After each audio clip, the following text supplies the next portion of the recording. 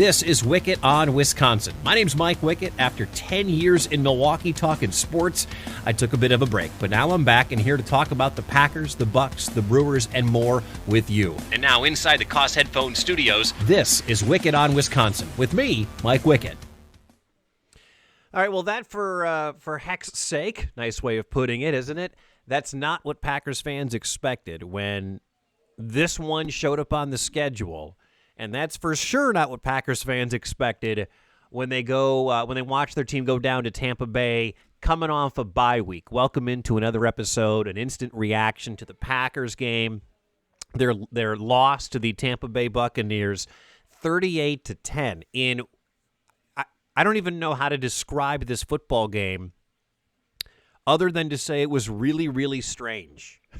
Really strange in a bad way, because there's a lot. Football games have weird ways of getting themselves from the kickoff to the final buzzer, right? Like that final whistle, there's a lot of different ways to get there. And this football game got there in a really, really strange way. There is no doubt in my mind. I'll tell you, as this game began, and it was 10-0 after the Aaron Jones touchdown, man, you had to feel like this game was going to cruise right along, and the Packers were just going to welcome Davante Adams back, who was gone for a couple of weeks after the injury. You had to think they're going to cruise because they're up 10-0. Bucks can't even get the football. Aaron's hitting everybody, crossing over the middle. It was like the Buccaneers had never seen a crossing pattern in their life. Yeah, it was going to be real tough to run on this team, but that's okay. You know, maybe Aaron Jones doesn't have a great day. Maybe he and Jamal Williams don't have a great day. But you expected Aaron to continue to have pinpoint accuracy and hit Davante and hit Tanyan and hit MVS and welcome back EQ. Like this was the welcome back party. And you expected Aaron Rodgers to have a monster day. And it looked like Aaron Rodgers was going to have a monster day. I mean, at one point, this vaunted Tampa Bay defense had allowed 155 yards, and Green Bay, I think, allowed 40. I mean, those numbers are unbelievable. Obviously, things were going to tilt back, but not the way you didn't think it was going to tilt back the way that this game tilted back. And it all started when the unthinkable happened. Aaron Rodgers takes a snap, looks left. Now, you probably have seen this before because you're a Packers fan, most likely, and you've watched Aaron do this for a long time. When he gets locked in on Davante Adams, it was take the snap, look. I mean, the camera angle was great afterwards. Look left, look left, look left, look left, fire left, and the defensive back read it perfectly. And not only did Aaron Rodgers throw his first interception of the 2020 season, but Aaron Rodgers threw the unheard of, the pick six. The third pick six in his entire career since getting drafted a decade and a half ago. His third career pick six, which, okay, it happens. Aaron wasn't going to go through the season without throwing an interception. That's insane to believe that he actually would. It's football. It's fine. They'll come back. They'll get back into it. They'll go back to the crossing patterns. They'll go back to mixing things up. You started to scratch your head. There wasn't a lot of pre-snap motion, which we had seen so much in the first four games.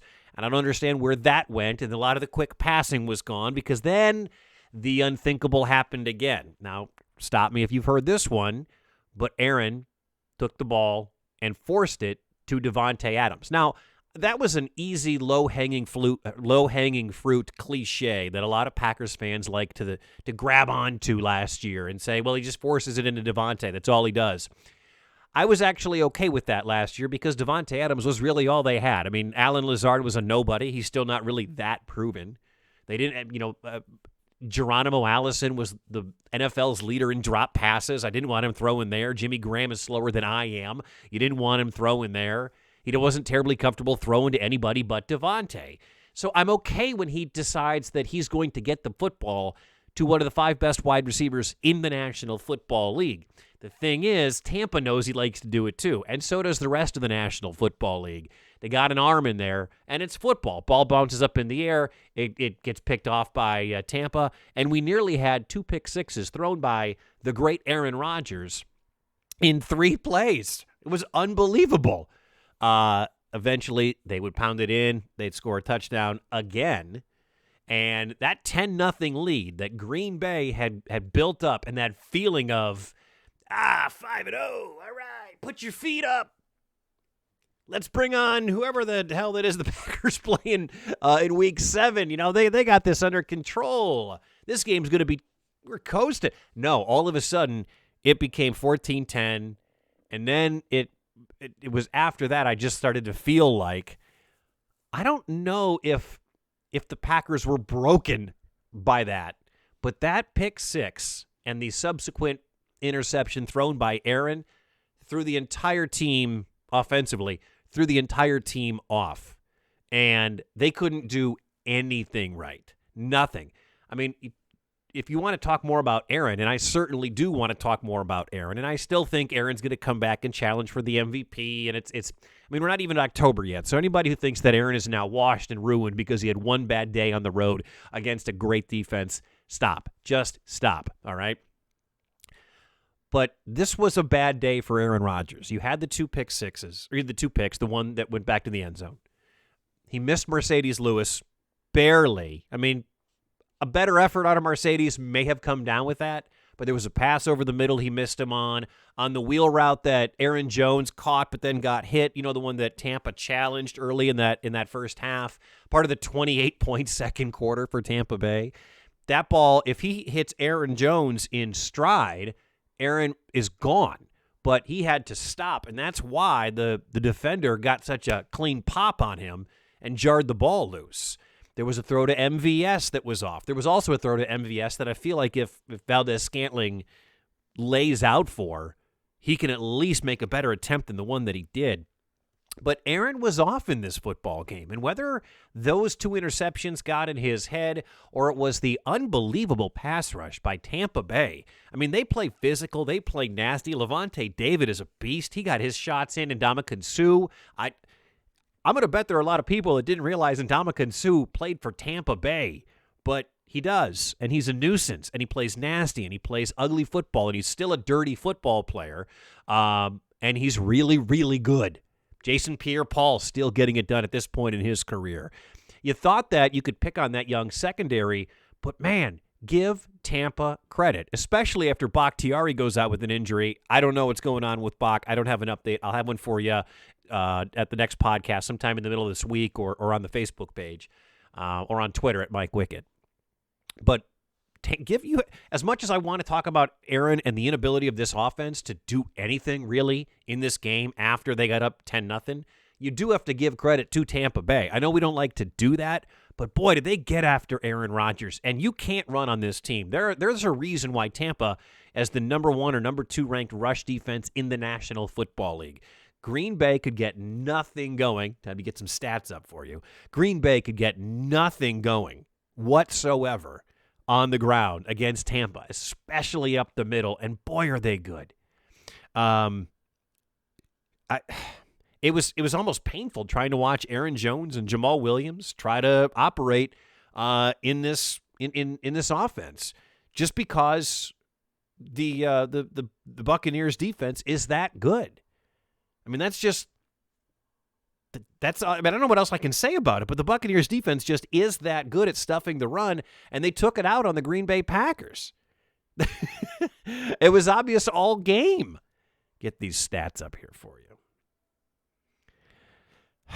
It's a frustrating way for this team to go out and lose their first game of the year. But you know what? I'm going to have some optimism for you coming up in just a minute, but I want to get this real quick here. I mean, Aaron Jones. I hope you didn't have Aaron Jones on your fantasy team. Hell, I hope you didn't have Aaron Rodgers on your fantasy team. But on the ground, Green Bay, 21 carries total, 94 rushing yards. Aaron Jones, 10 rushing attempts. Now, a lot of that was game script. A lot of that had to do with the fact that, all of a sudden it went from 10-0 to 24-10 or whatever. It was 28-10, and you're like, how the hell did this happen? Well, you got to start throwing the football around, which is exactly what teams want to do to Green Bay. They want Green Bay to be one-dimensional. Jamal Williams, 4 carries, 34 yards, had the big 25-yard run. That was it. A.J. Dillon got in the ball game late, 5 for 31. But what is that, 19 carries for 80 yards from your three top ball carriers. Rodgers scrambled a bit, 2 for 14. I mean, Aaron through the air was only 16 to 35 for $160, no touchdowns, the 2 picks. Aaron's quarterback rating was 35 in this game. Green Bay will not win any football games the rest of the year if Aaron Rodgers' quarterback rating is 35. A lot plays into that. The offensive line didn't look very good. The offensive line looked overmatched. It's going to be very, very difficult to look at the Packers and say, oh, Aaron had a bad game. They're still going to be able to win football games. I know that's an older way of looking at the Packers. That's a Mike McCarthy thing. If Aaron sucks, the Packers are going to suck. Well, that's just the reality of football today. If your star quarterback sucks in a game, you're not going to win too many football games. I mean, maybe if you're the Tennessee Titans and you got Derrick Henry busting off 95-yard runs like he did today, or, you have whatever. But that we'll get to this too. You need to have an elite defense to do that. And I think it was pretty obvious today that Mike Pettine's defense sure as hell ain't elite. Receiving numbers real quick before I do get to the defense. Devontae Adams, 6 for 61. Valdez-Scantling, 3 catches for 32 yards. Aaron Jones, 3 for 26. Tanyan, 3 for 25. I hope you didn't have a lot of Packers on your fantasy teams. I have Aaron in a league, and I need a miracle if I'm going to pull out a win in that league. On the other side, Tampa Bay did exactly what teams are going to want to do to Green Bay. We saw this when I guess it doesn't really matter if Kenny Clark is in a football game or not, but we saw this when Kenny was in, when Kenny was out, with the Vikings, with Dalvin Cook, with Adrian Peterson and the Detroit Lions, even Todd Gurley with the Atlanta Falcons. If teams are smart, they will run the football up the middle on the interior of the Green Bay Packers because everybody has been able to do it. I mean, Ronald Jones, we're not talking about, a great running. He's a good running back. He's good. Ronald Jones is good. Dual threat guy, can catch the ball. He's durable. He's becoming better. He is ascending. 23 carries for $113. He also caught a couple of passes. But when the Tampa Bay Bucs wanted to run the ball up the middle, as everybody else has so far this year, they did it. And I don't know what you do to fix that. You got Kenny Clark back today. Didn't do a damn thing. Second-level guys were unable to do anything. I mean, I watched Ronald Jones run through guys, over guys, and carry guys. Saw a great tweet from Aaron Nagler from Cheesehead TV, who said the Packers lead the league in letting 4-yard runs turn into 9-yard runs. And that's a really, really good point. Anything that they don't seem to be able to bring anyone down when they meet at contact with these running backs that are coming up the middle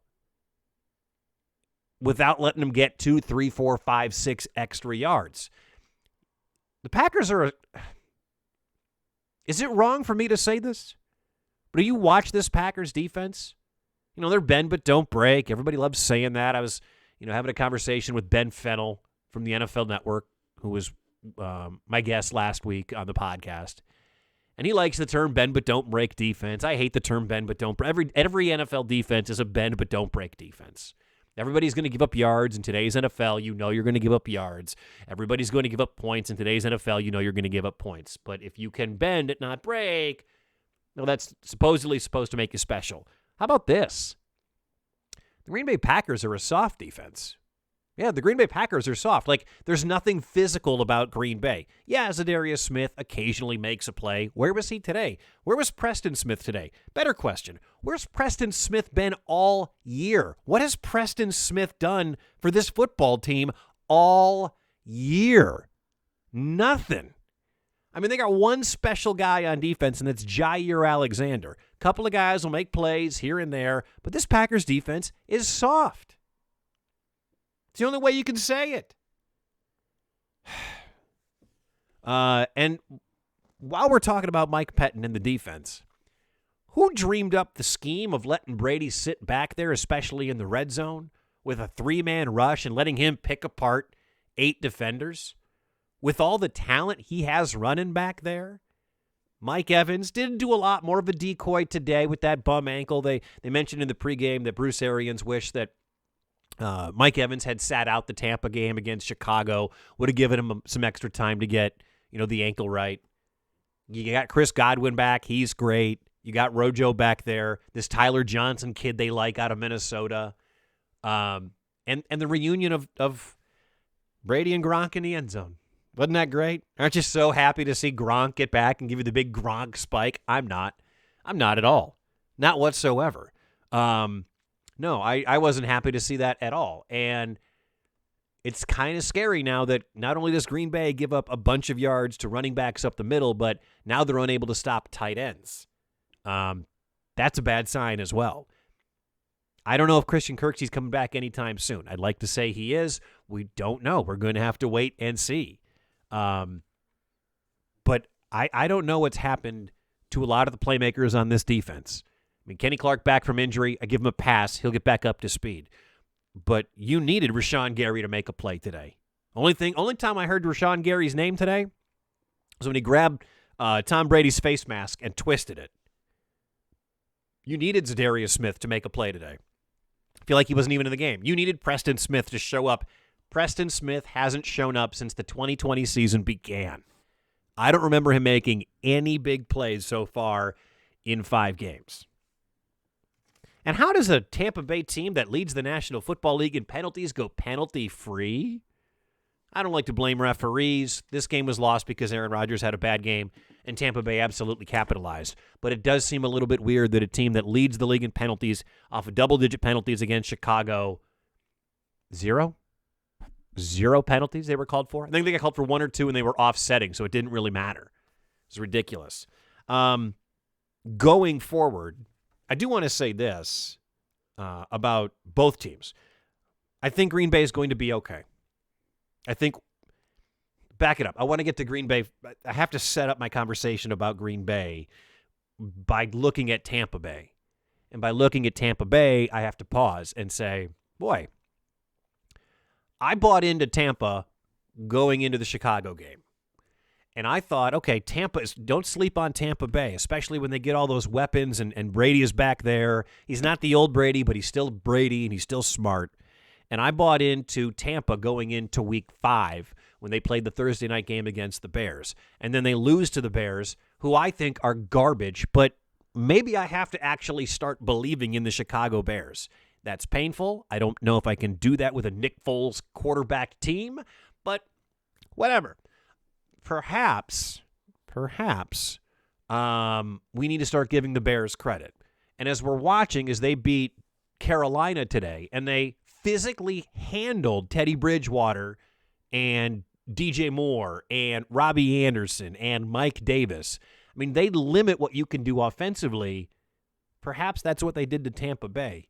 And I believe my initial inclination about Tampa Bay might just be right. Where you have in the NFC, the upper echelon teams, going into this weekend, you had Seattle and Green Bay in the NFC, and then that next tier, I thought, well, Tampa's in that next tier.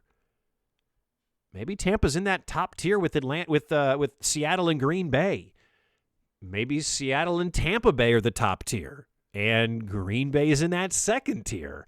I don't know. Maybe I think we really do, and if Mike Evans can get healthy, that offense even opens up more because you've got, and everybody talks about this, but nobody wants to believe it, you've got Brady in a brand new system with new wide receivers doing something very, very different. Arians wants a passing attack down the field. You watch Brady forever. It was almost Captain Checkdown in New England. He would throw the occasional deep ball, but everything was intermediate routes, crossing patterns, thrown to James White, Julian Edelman, all those guys. It takes a while for a system and a quarterback to get used to each other. You know this because you're a Packers fan and you're a smart football fan, and because it took a while for Aaron Rodgers to get rolling in Matt LaFleur's system. That being said, it's taking Brady a little while to get warmed up. It's taking Gronk a little while to get warmed up. It's taking the whole offense a while to get warmed up because they don't have their full complement. I believe that Tampa Bay is one of the 4 best teams in the NFC, along with Seattle and along with Green Bay. I don't know who that 4th team is. Maybe it's the Bears. Maybe it is the Chicago Bears. I don't know. I'm not ready to say that. Are you ready to say that it's the Chicago Bears? I'm not ready to say it's the Chicago Bears, but who knows? I still think there's a lot coming from San Francisco. I still think the Rams are going to be a team to be in that conversation. Nobody in the East, especially now that Dak is done. I don't know. I'm not 100% sure, but I know that Green Bay has a monster game to bounce back with and another potential shootout. They're not going to see as physical a defense when they go to play Houston next week. They've got Deshaun Watson and the Houston Texans, and they are 1-5. You could see, kind of like Atlanta, a desperate team fade and fold, or you could see a 1-5 team keep fighting like they did today against Tennessee, and they lost a heartbreaker to Derrick Henry and the Titans. Ryan Tannehill and company took it to him.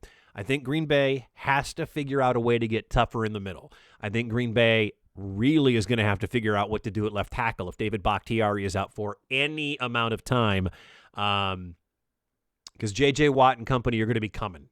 They have to get tougher on the interior. On the defensive side, figure out that other side, and Aaron's just going to have to throw this one in the trash. You take this game film, you throw it in the trash, you move on.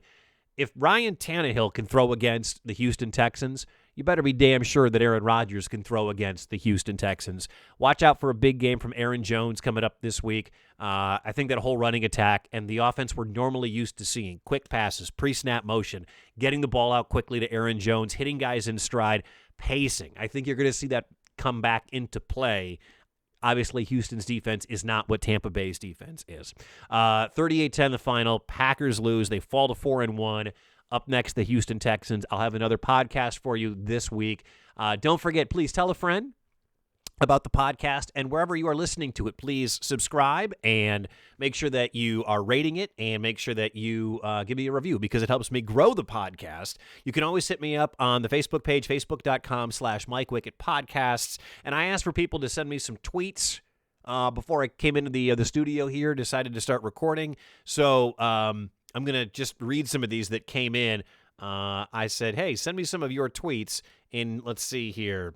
This is from Frey Fishy 82. He writes, can any of our teams, Packers, Badgers, Bucks, and Brewers, perform well on national TV? They always choke when they are in the spotlight.